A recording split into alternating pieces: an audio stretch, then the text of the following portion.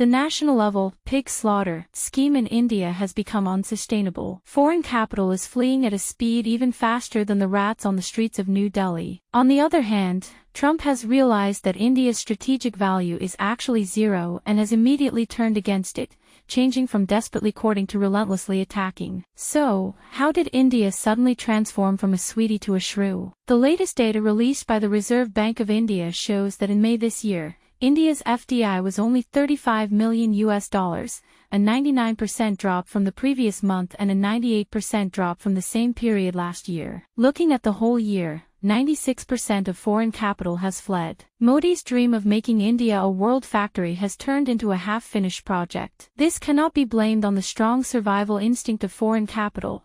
It can only be said that India's title as a graveyard for foreign investment is well-deserved. Previously, in pursuit of becoming a major power, India copied China's reform and opening up policies, offering many irresistible conditions to foreign enterprises. In simple terms, this included tax reductions, simplified approval processes for fiscal subsidies, and so on, coupled with the competitive labor costs and the largest potential consumer market in the world. A large number of foreign enterprises were attracted to invest in India. However, upon arrival, they found that power outages occurred frequently. The most basic power supply for production could not be guaranteed. Although the wages of industrial workers were low, their quality was even lower. They had to complete literacy before they could receive training and go to work. The poor infrastructure made the speed of trucks only 30 miles per hour, which was only slightly better than a bullock cart. After foreign enterprises overcame these unfavorable factors and expanded their production locally,